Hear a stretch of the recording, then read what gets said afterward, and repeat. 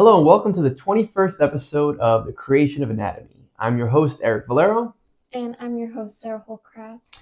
And today we will be reading the third general audience of September 19th, 1979 by Pope John Paul II. On page 137, if you have the same copy as we do. To 142. So this specifically is referring to the first or is it the second? Sorry. The second, but the older version of the creation story. Right. Yeah. Because they're flipped. Yeah. First one is the newer one. The second one's the older one. And this is called the Yahwist, because he's referred to Yahweh. Do you want to talk about what we did during the snowstorm? Oh, sure. What did we do during the snowstorm? Well, at this point, I feel like a lot of the snow is finally starting to melt a little bit. I was going to say we didn't spend the snowstorm together. No, but the next day it was still like nobody was out. Yeah. Our snow day, I should say. Yeah. Because everything was canceled the Monday after. But the day of, I just did a lot of Valentine's crafts. Yeah. Yeah. It's nice to live in an apartment. Yeah, you did a lot of shoveling. Yeah. I actually don't mind shoveling. The funny thing is I mind shoveling when somebody interrupts my shoveling. Like, I'd rather just shovel by myself. Oh. Because, I mean, this is just fundamental to how people get things done. But I think you make a game out of your task. And you play the game, and like it's kind of like it's like a solitary game, but like you want to win the game. Yeah. You're like, all right, like I have this way of going about it. Like I figured out that the snow's got to go here, and I got to make sure that. And then, oh man, somebody will just come in and just like run through your pile, and you're like, dude, oh, you just ruined my whole game. Yeah, I didn't have to do much shoveling this year. Just a little. No, you helped us out a little bit. Yeah. But we did a puzzle that day, and we baked a cake. That's true. That cake came out amazing. Very good cake. Graphic here for our cake. Yeah, I'm not going to do that. Yeah, we made the Italian flag cake. Which I always heard is a rainbow cake. There's a lot of different. Or a triple. No, we're saying cake. Cookie. Yep. We made a cake version of the Italian flag cookie. Yeah. Yep. Which is just more the better, because that is as the Italian cookies, that the ones that you get in like the variety grandma pack. Yeah. That's the best out of all of them. That's my second favorite. What's your favorite? Biscotti? No. Which just means cookie. I like the one that it maybe looks like a shell and it has jam inside and dipped in chocolate and sprinkles. Perfect. It's kind of like a sfogliatelle, but not. That's more of a pastry. But it looks like it. That's shell shape. Oh yes, yeah. Because what do they call those? Lobster tails? The sfogliatelle? I don't know. I've never heard that word before. No? I've heard lobster tails. We need to have more English words that have the SF. There's not a lot of those. No. Can't think of any of them. Sphere. Oh, the sound. Yeah. Oh. Yeah. Right. Sphinx. There you go. They're always like, I don't even know what language that comes from. Also, before we start, we should say that we have figured out how to upload episodes on Spotify. Yes. So all of our episodes are now on Spotify. And listen to us on your long car rides. Yeah, if that's easier than YouTube. I'm a big Spotify podcast girl. I can't, especially with the, do ads come up on our YouTube videos? Right? How popular do you think we are? Our 111 followers. I don't know how ads work, so. You need to have quite a bit more of a following to start putting ads on it. That's great. Yeah, I know. I mean, we're not doing this for So we should the really loads of money that we should YouTube's keep paying our us. audience level low so that ads never come onto our videos, right? Sure, I guess. So don't tell your friends about us. No, oh my goodness. Okay, so I think we should start off because the introduction, I guess the person that wrote, I'm guessing that the person that wrote the introduction, right, Michael Included the Walton, notes. put the notes in. And I'm really happy that he put these notes in because I think this is one of the biggest misconceptions in biblical interpretation when somebody, and it's almost like a taboo word to use. If you guys see Charlie, there's no way nose she's up. visible. But I think this is a taboo word to use, and people get really, I don't know, uncomfortable when this word is used. What? But the word myth. Oh. Right? Because I think that the word myth, especially with the idea of like Mythbusters, or like if something, like when someone says, oh, that's just a myth. A fairy tale. It means, but oh man, that's getting right into the core of it, because the word fairy tale is the same thing. It's not maybe not the same thing as a myth, but it's the same thing. Fairy tales are looked at as false. They're not real. And that comes to what I would say the typical understanding of myth, which is the first definition that he gives in the notes, which is L. Walk, his definition. Or her, I'm not too sure. A myth is a natural, primitive, non-religious philosophy considered as an instrument of religious knowledge. So I read that wrong. Totally wrong. That's not who I'm talking about.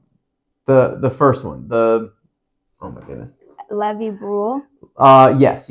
Sorry.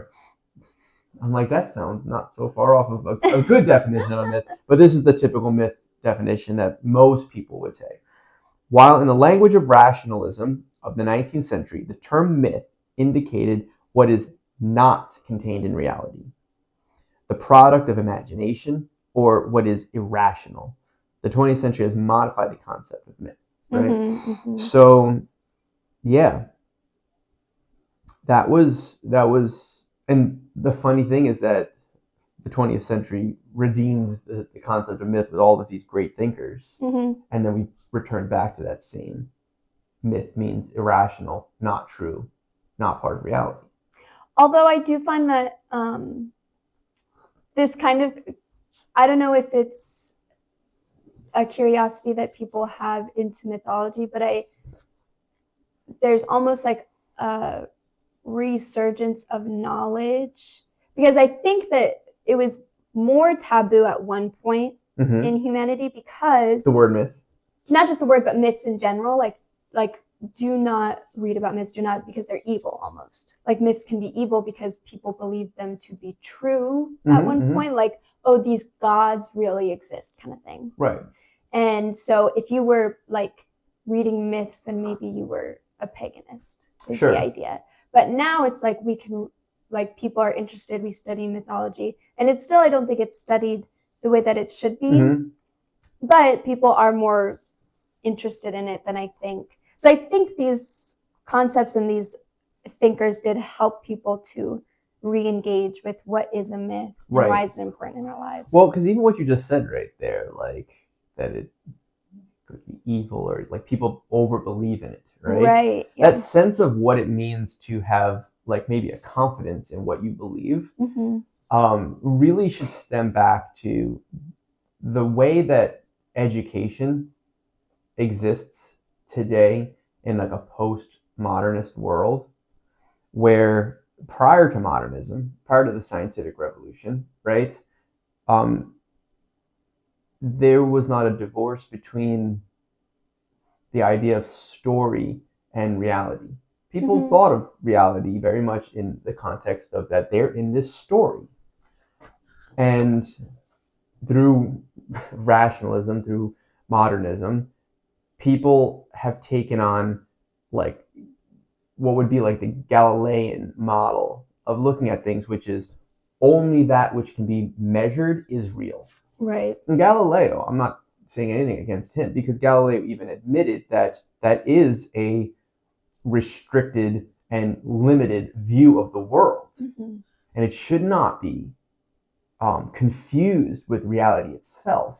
But it is the only one that we can reliably replicate, Mm-hmm. right? And that has become so religiously practiced, ironically, that people believe that the only reality there is the limited reality that can be measured. Mm-hmm. And which really nicely goes into the second, which I already kind of read, but Carl Jung's idea, not a definition of myth, but I love Carl Jung. He's a very interesting guy. I can't say I agree with all the things he says, and he is incredibly out there, right? But he's come up with some great concepts, archetypes, the collective unconsciousness, right? But he says that myth is a manifestation of archetypes, the expression of the collective unconscious, right? Symbols of inner processes, which is really important because, I think they even mentioned this, which was a very Jungian type of way of looking at this in The Lightning Thief. Oh. In Percy Jackson, because they were talking about how gods can't be killed because they will just manifest themselves again. Right. Right? And an archetype is something that can't be killed. Right, but will manifest itself again. So the thing is that, like, what are these stories? These stories are the essence of, like, who I always think about, like, a social group, right? There's always going to be the archetype of the jokester, right? And the leader, and like the nurturer, right? Those people are going to show up like archetypes. And what happens is that when you kick one of those people out of your group, they show up again. Right. Not that same person, but that archetype shows up again. Yeah, exactly. And even not to say like all these stereotypical people aren't always the same. Like they lead in their own way, or they like joke in their own way, or whatever. But you're right, there has to be that person, that personality, that character within a group. Yeah. Right. Yeah, I definitely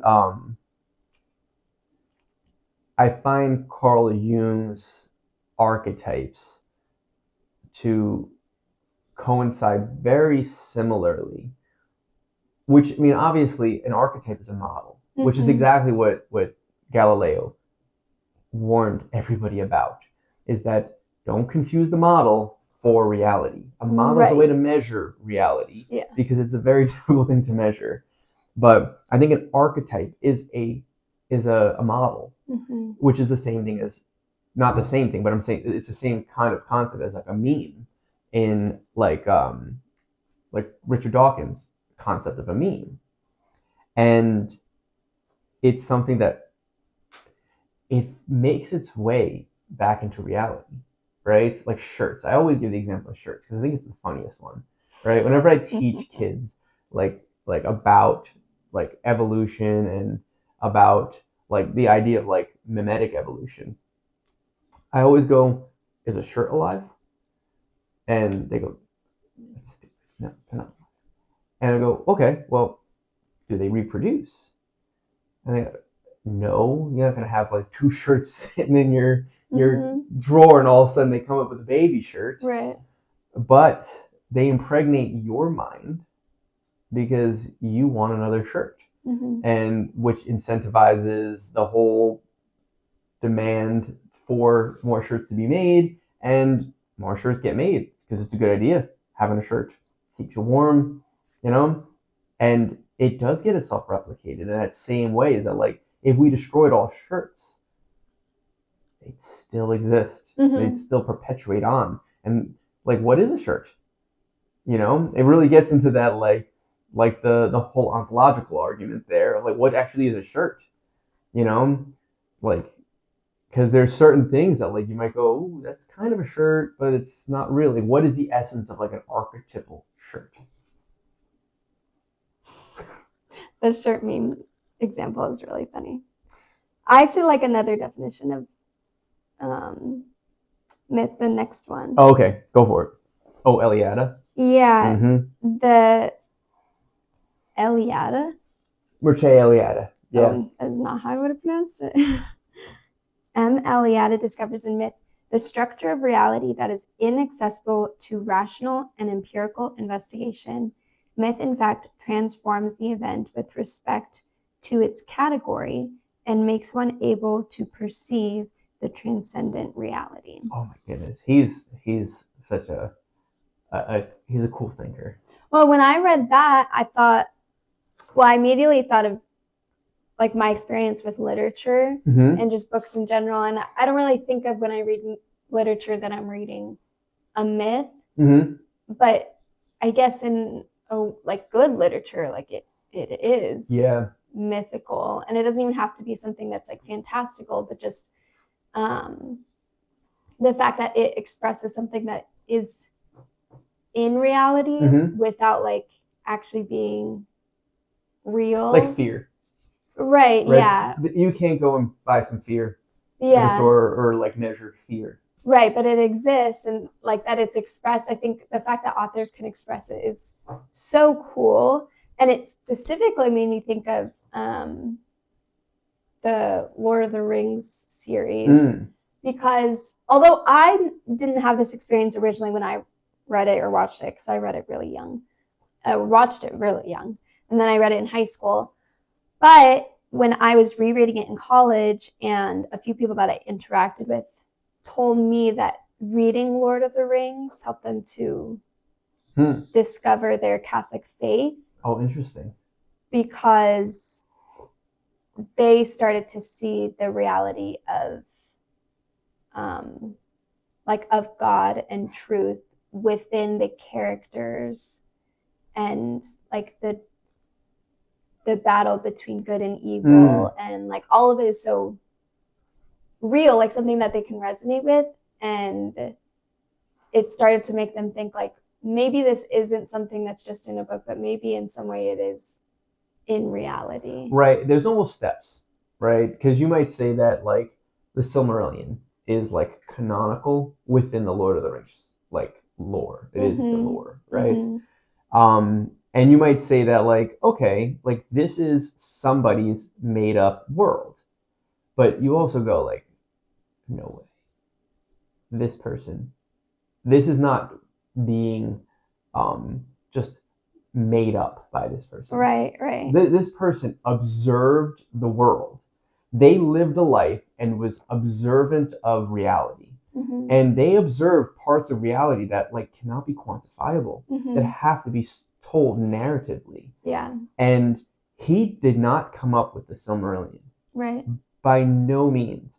He was just able to observe the reality we live in, observe the existence we live in, and write a narrative with Iluvatar and the Maiar and the Val, right? But those are the names. Those are the specific characteristics of the leader archetype, right? Or of the nurturer archetype, right?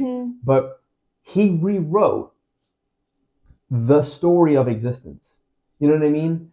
Like, and is it accurate in a historical way? Like, of course not. Neither is Genesis, because history is still written in that model of history. It's limited, right? But that gets really interesting into a point I was going to make on his definition, because I almost think he missed out on a really great opportunity to add in a little bit more about Genesis, especially being that this reading's about Genesis, of Eliada's definition of the myth being transforms the event with respect to its category and makes one able to perceive the transcendent reality.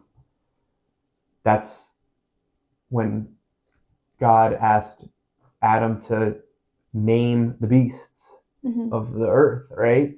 Is that we were talking about this the other day playing Hughes and Cues, about how there's such a linguistic element to seeing colors. Yeah. Right? If you had like a life or death, like if you had a potion, I'm thinking Harry Potter now, where if it showed up as this color green versus this color green, and you were gonna die if it was that color green, and then you were gonna be like, this is a life-saving potion if it was this color green.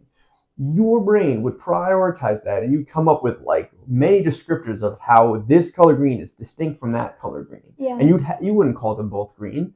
There'd be no way you would ever use the same word for a potion that would kill you versus save you. Right. That those two words, those two colors would become so disparate that it would be taboo to refer them both as green, because it would confuse if you were going to die or not.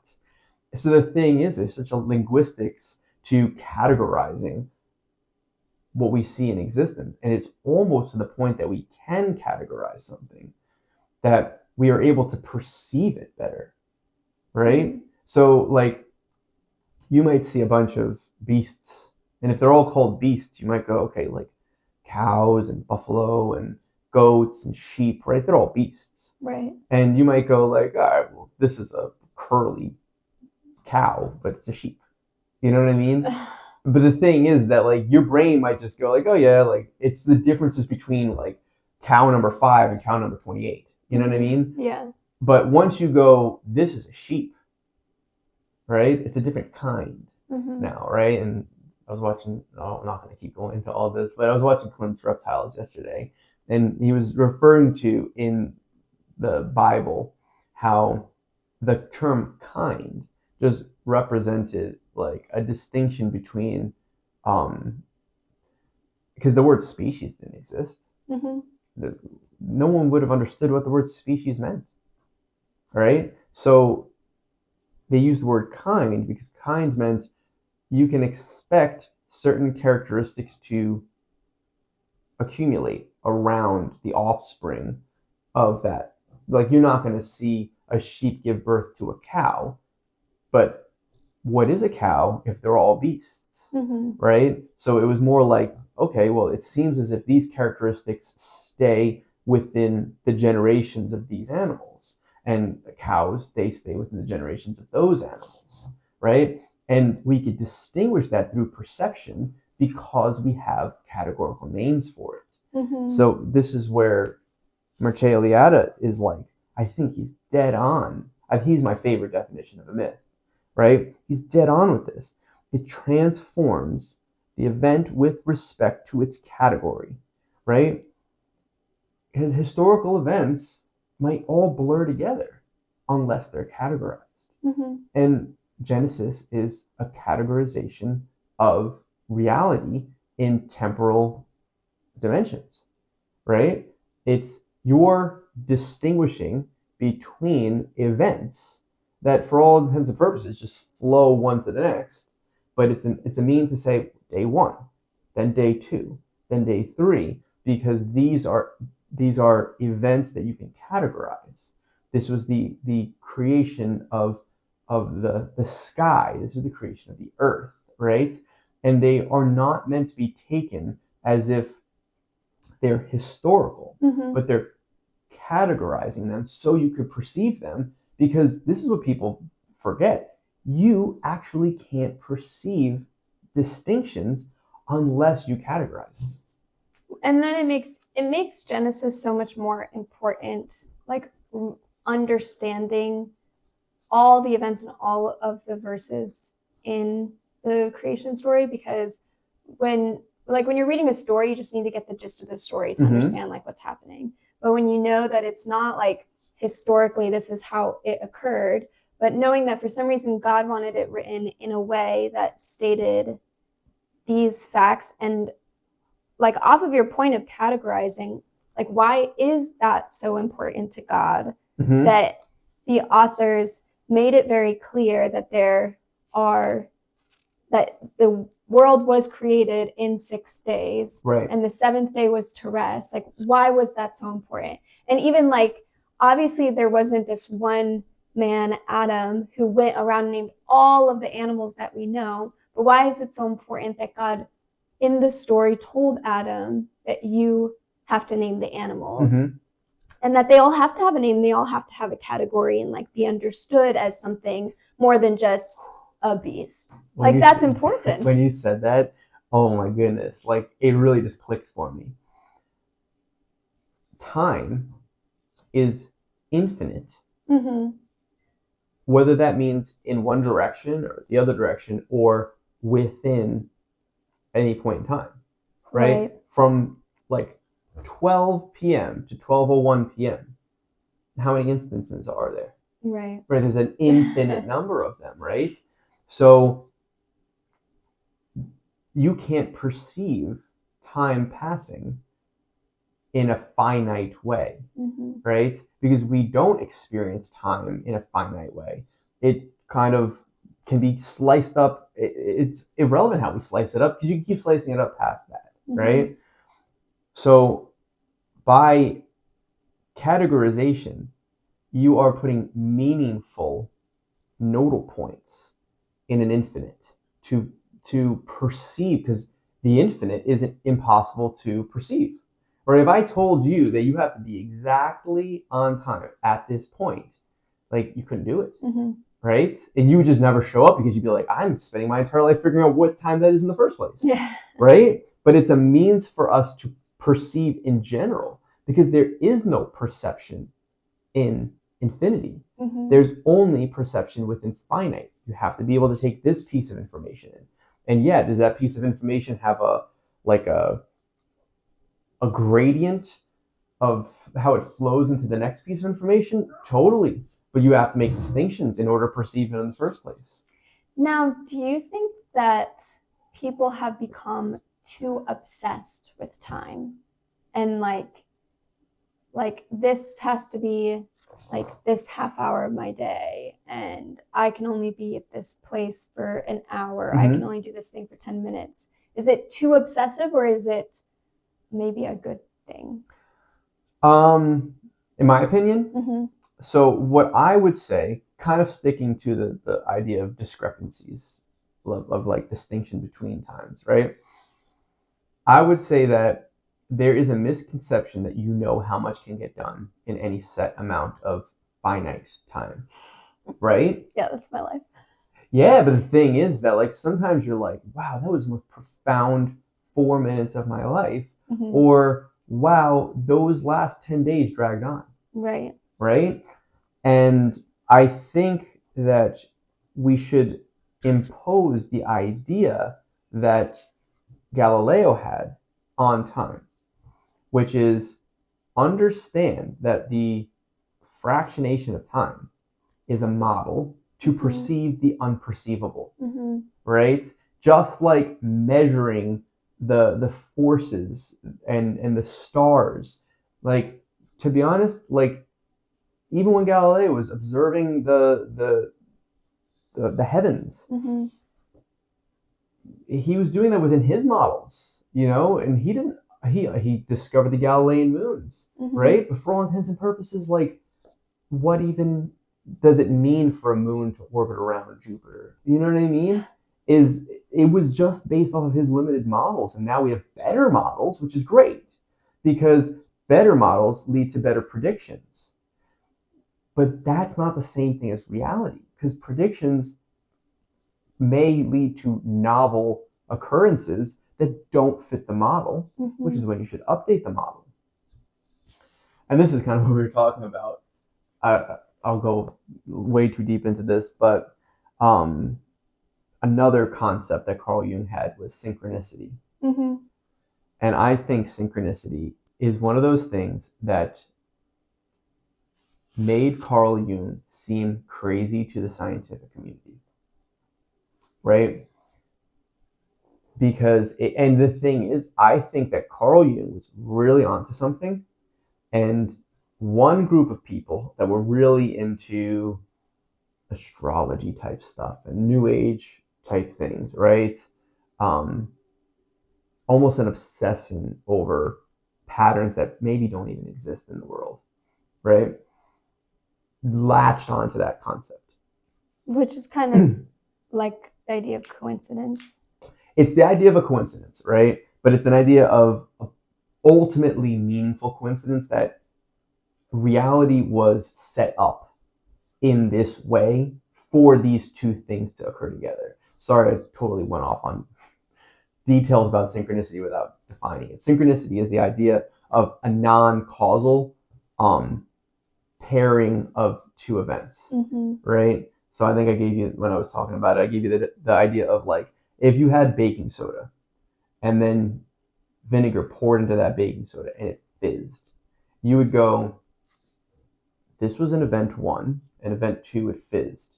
And you go, like, was that a coincidence? I have no clue. Like, did that fizz just come out of nowhere and it just happened to be the way that all the molecules were set up?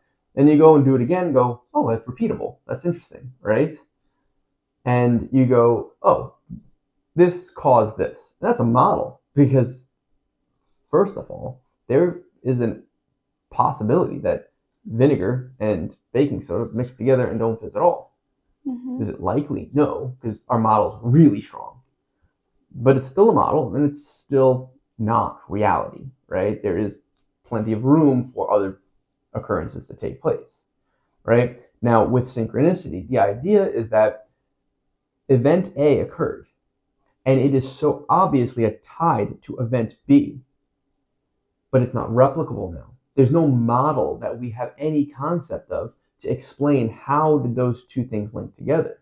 And this is kind of what I was saying when I read this after watching Clint's Reptiles, is that he was literally talking about biblical interpretation through translation and how the people are looking at it as if the model is the reality. And why did he upload that yesterday? I have no clue. He literally uploaded it yesterday. And then why are we reading this today? And it's like, it's not as if like we were like, oh, perfect time, we read this already. And this is those two events got linked together. And you might say that like, if it was true synchronicity, I'm not saying it is true synchronicity, but if it was true synchronicity, the way that God created reality was so that those two occurrences folded together. But just for you. But just for me. That like you can only assume that God's trying to say something. Like, right.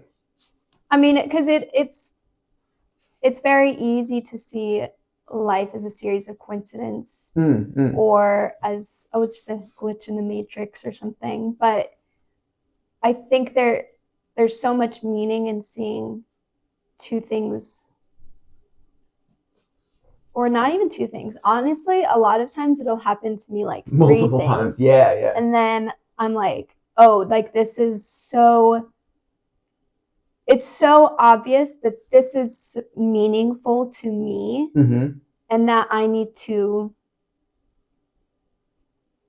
I don't know, I don't want to say read into it too much, because I think people can get scrupulous about signs, like, oh, like God must be telling me something about like my destiny or whatever. It might just be like a small thing that he's trying to say, and like understanding that and like reinforce your faith, you know? Yeah, exactly. Yeah. Because I think one of the things that I heard tons of times growing up and ruined my faith in a way was the phrase, everything happens for a reason. And I'm just like, you don't realize how deterministic that sounds. Yeah. You also don't realize how meaningless that sounds. And how cruel that God would. Yeah, it's like, oh, well, he gave your kid cancer. Well, right. He had a reason for it. Suck it up. You know what I mean? It's like, and I get people like feel comfort that it's not for no use. Right. I get that. Find meaning in it. Find meaning in it, sure. But maybe not. Maybe also trust that God has a plan, but you don't have to be constantly informed of the plan at all times. right? I always like to put the caveat of like, everything happens for a reason. Duh, obviously. What does it mean for something to not happen for a reason? Have you thought about the opposite of that? But two, the caveat is maybe you don't know the reason. Why do you think you've been endowed with the information?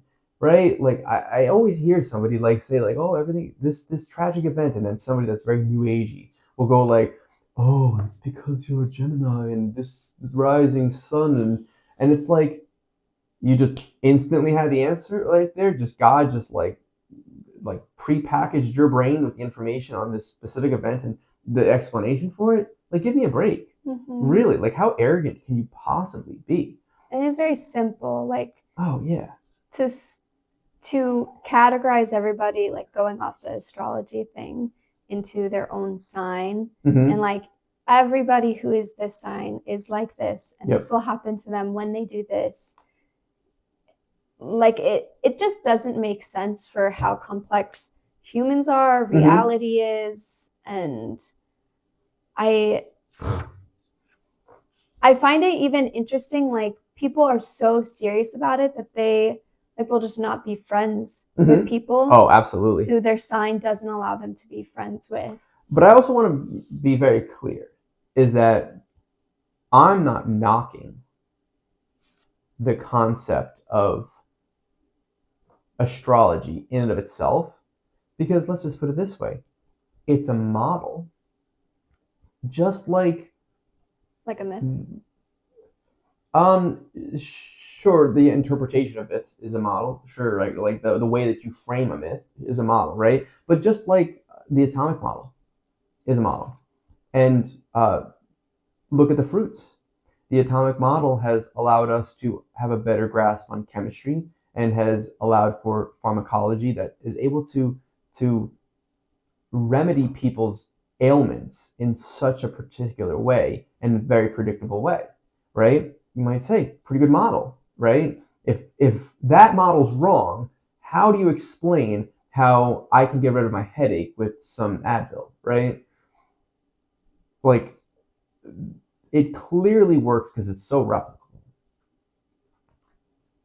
With a model that's not as good, and this is what I'm saying, I'm not knocking it, because to be honest, somebody's interpretation of a model that's not good. This is what Clint also said yesterday. I love Clint. Such a great guy. But he also said, he's like, he was kind of giving a steelman reaction to a creationist who was claiming that evolutionists say this. And he goes, sure, sounds like the people that you call evolutionists don't know evolution. So you're talking about people that are misrepresenting a model, right? And you can't judge the model on somebody's poor interpretation of it, right? Like, if you went and like took a class on, like, I don't know, neurosurgery, and you came and showed a society about neurosurgery and they go, wow, that's terrible, I will never use this, neurosurgery is a bunch of quack, right? That's not a good representation of neurosurgery, right? So I think it very might likely be that at one point astrology probably was a better model, and people have bastardized it, and you're getting a lot of bad actors and a lot of naive actors in the same time that are representing a model poorly, and people are extracting out what that model is from these bad representations of it, and they're going, oh, it's crap. It's like, I don't know, I'm leaving room for astrology to potentially have been actually a decent model at one point. I mean, the Magi used astrology, right, in order to find Jesus. And maybe they were using a pretty decent model, and maybe we've lost that model over time. Yeah, well,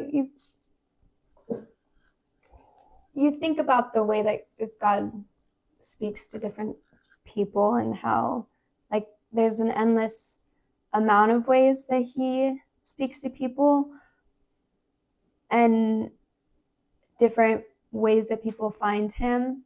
I also don't think that some ways, like God will do whatever it takes to speak to people. It's up to them to hear him. Mm-hmm. I also don't think that, I mean, I don't know, maybe I don't know God.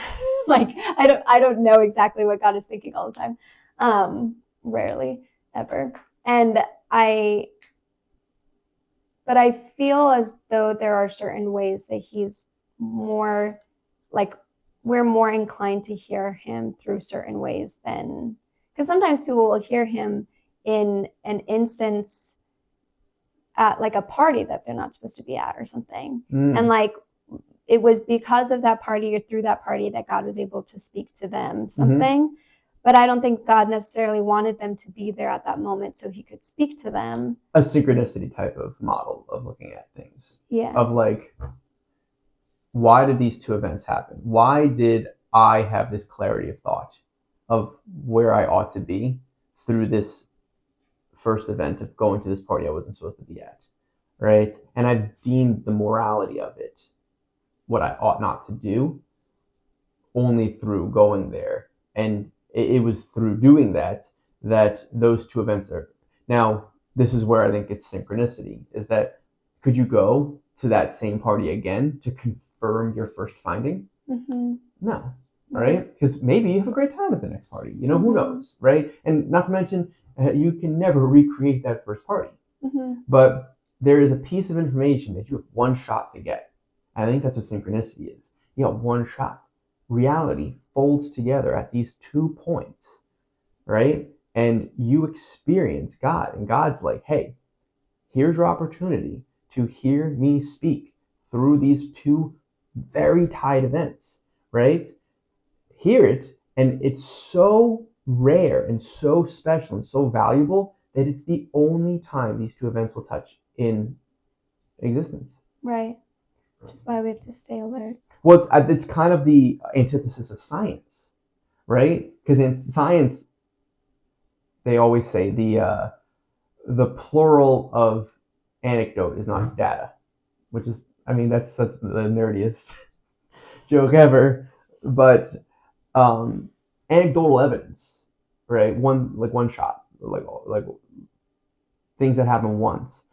Just because you collected a bunch of those does not mean that your random collection of points is collecting data, because data is only relevant within a model, right? So just because you collected a bunch of random anecdotes does not make your anecdotes data, right? So in that scenario, there is that like you have one anecdote of that happening, and God sometimes speaks in duplicate or triplicate sometimes, right? He'll have somebody have a dream.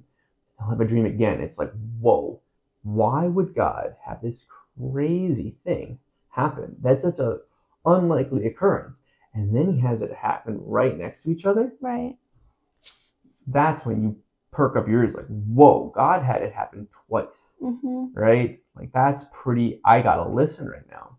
I always think of that as like, this is so nerdy again. Do you know what a twin prime is? No. So prime numbers early on in the number line, very frequent. You know, you got 2, 3, 5, 7. It's like, oh my goodness, like they're really close together. But then you have like 31, 37, right? And then the numbers become perpetually spaced out, where you can have a string of thousands of numbers that have no prime numbers in them.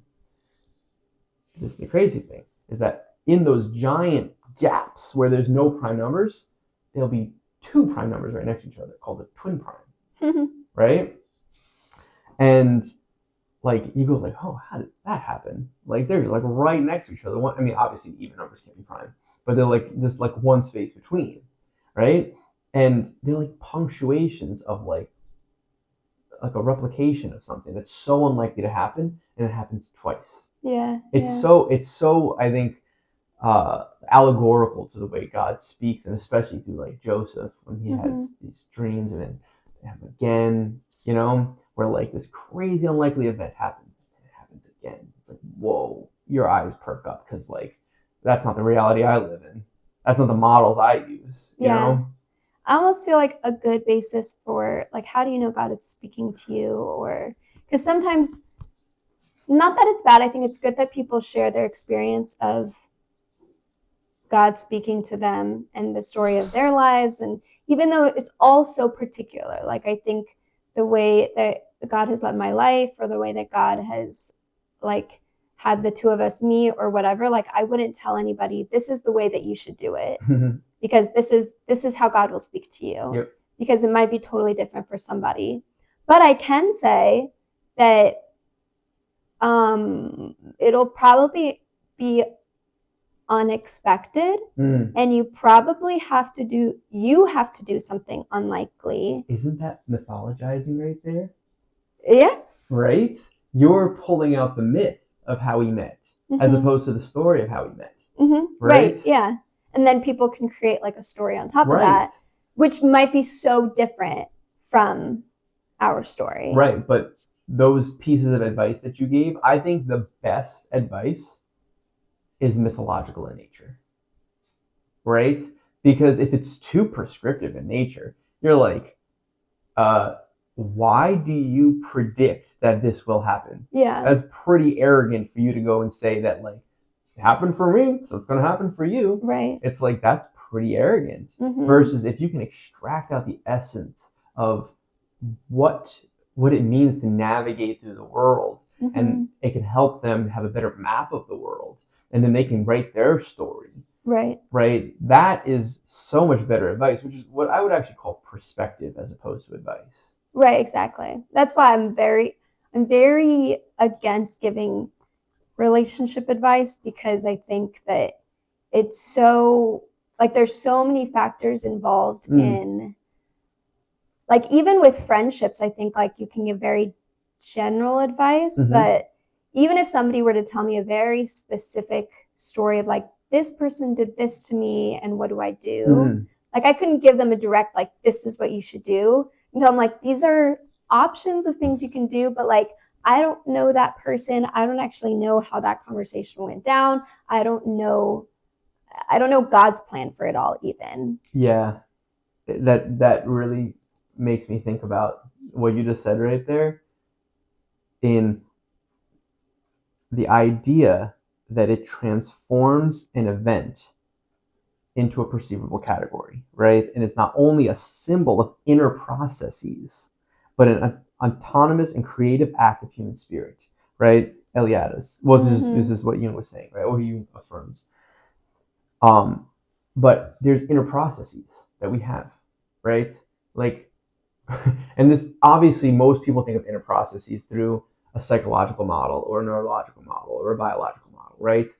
But sure, use whatever model you need to have when explaining this to somebody. And I think a lot of people do. Like, somebody goes like, oh, well, psychology says that, like, when you're talking to somebody and, like, they're not listening or something like that, that this might be the explanation for that. Or if you're trying to go find somebody that you want to date and you're constantly finding people, or, like, what are they, manifesting people that are, like, not good for you, like, maybe there's something internal that you're presenting outward. And that's a psychological model to explain an inner process that's going on that isn't the psychological model.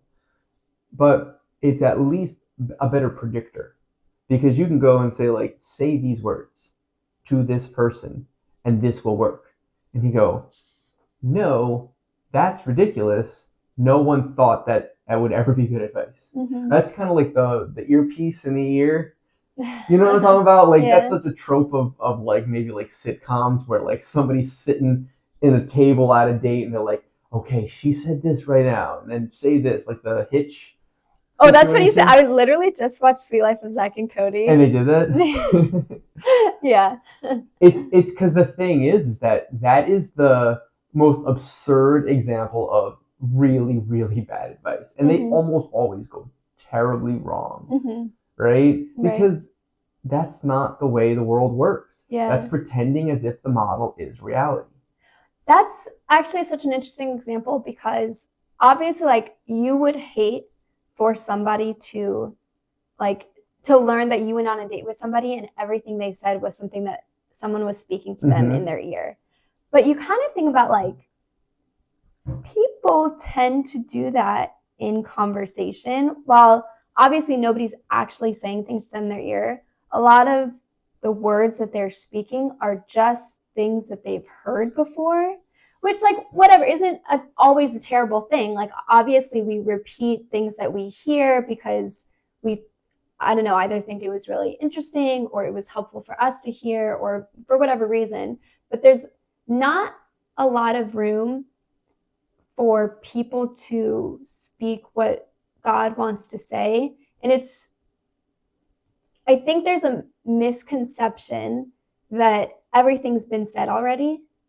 And I don't know how that could be possible because God is infinite. And while our words might not be well enough to express what God wants to say to humanity, we still, even if we were to say maybe the exact same thing that somebody has said in time, like 200 years ago or whatever, it means something else when we say it in this instant, at this time, to this person, in the way that we say it.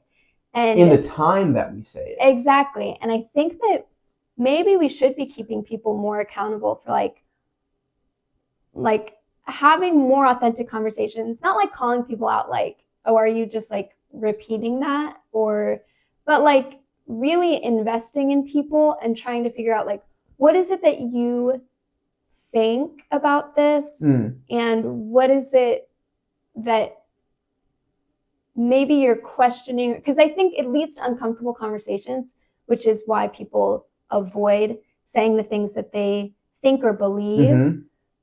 But I think it's what people deserve. But isn't that the same concept of mistaking the words you say for the reality that you're trying to portray to the person? Right? Because the thing is that you're not going to come up with new words, because words that aren't shared aren't meaningful. I could start saying gibberish to you and you'd be like, wow, that's the first time I ever heard that before. That's not profound at all, right? But I think it comes down to levels of sophistication, right? Is that, I mean, and this is something implicit that everyone knows, right? The most irritating thing that someone could say is a perfect parrot of the thing that the person had just said. That's the most irritating thing ever. And it's the least sophisticated thing that they could possibly do, right? And you might say that there's children, nothing wrong with children, they tend toward not being sophisticated, right? And you hear, like, you're like, wow, you sound just like your mom when you say that, because you said literally word for word a catchphrase she says. And you're like, that's cute because you're 4, but if you were 16, you'd be like, maybe get a little more sophisticated with what you say, right? And one might say that it's to the level that you integrate, and not to get way too sciencey about this, but I think of this, I actually called this linguistic proteolysis, right? That's the concept I came up with, because it's interesting because proteins have 4 levels of structure. They have a quaternary structure, which is like when there's multiple polypeptides that are forming together into their shape. And then they have a tertiary structure, which is like the bends and folds. And then they have a secondary structure, which is these 2, kind of 3 standard shapes that they have, either a helix or pleated sheets. There's turns as well, right? And then there's the primary structure, which is literally the amino acids, right, next to each other. And this is how unbelievable God is with and how awesome biology is, to be honest, is that like that's the same thing as a book. The same thing, right? It's like a book or a paragraph or a sentence or a letter, right? And you might go like, that's crazy. That's the way that our bodies are literally written like a book. Because an amino acid is like a letter. Like, really. And then like a string of amino acids is like a word. And then the way that it folds is like a paragraph. And then the way that like those folds then fold on top of each other is like a chapter. Yeah. And then the whole protein itself is like a story. And so if you think about it, is that the way that our bodies recycle and reform proteins is by breaking down quaternary and tertiary and secondary structures into usually individual amino acids, so that you can almost think of inside your body is just like an astronomical quadrillions of like little refrigerator letters, like little magnets. Yeah. But they're everywhere, and they're in different quantities, but they're all over the place. And your body is just ripping apart proteins and restocking your bloodstream and your all your fluids with all of these amino acids, right? And then your ribosomes read what your nucleus is sending out through mRNA, right? And is reading it and is taking all those little refrigerator letters and writing a new story. Right. Right? So that's how that's translation there, right? That's the whole biological aspect of this. But you might say that there's different levels of how that gets recycled. Some get recycled directly at the amino acid level, and some get directly like recycled at more of a peptide level, right? Like a sentence is recycled, right? Because they're like, oh, this is a good sentence.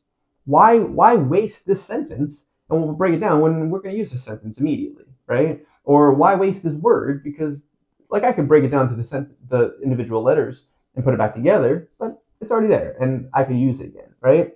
And that's how our brains work, is that you have heard the English language your whole life, and that's just you've been consuming proteins all the time. And in your brain, you've broken them down, and you've learned how to spell, and you've learned how to put words together and string words together. But you don't have to waste time, right? Sometimes the way somebody said something, that's why you get like a little like catchphrase or a quote or something like that, or a saying, and it's like a non-digested protein that you just, well, this is good. I like this one, right? But the thing is, if you do that too much, like you don't sophisticate your proteins, right? You don't sophisticate your speech. And it's to the way that you are able to break down the English language or any language into its pieces and reconstruct it.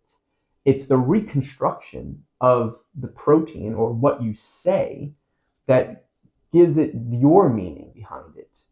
And like I said, there's nothing wrong with every once in a while taking a protein right from its source and using it again, right?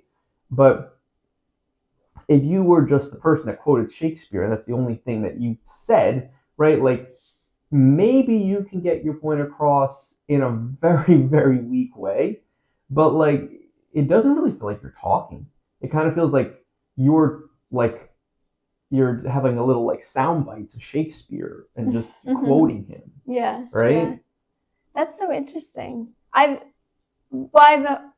heard about the way that, I think you've explained to me the way that proteins are created, but I've never really thought about it in like the way that a book is. I think that's very cool. I think it's very evident that the whole myth of God speaking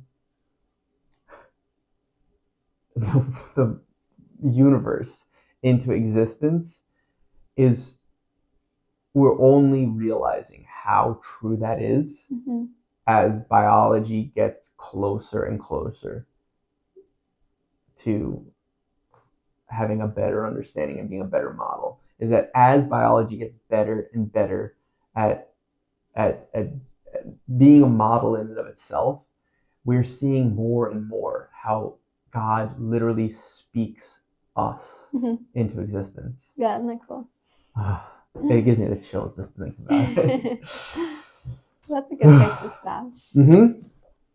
Well, join us next time for episode 22 of The Creation of Anatomy, where we will be reading General Audience 4, September 26, 1979. And don't forget, if you want to follow along with us, what we just read, we will have the readings available on our YouTube channel. Yes, not Spotify. Spotify's got it. The whole Creation of Anatomy, if you want to follow it there. Yes, has all our podcast episodes, not the readings. It has the readings too. Not by us. Not by us. Yes. But by somebody else. I don't know who read it, but somebody read it. All right. Until next time.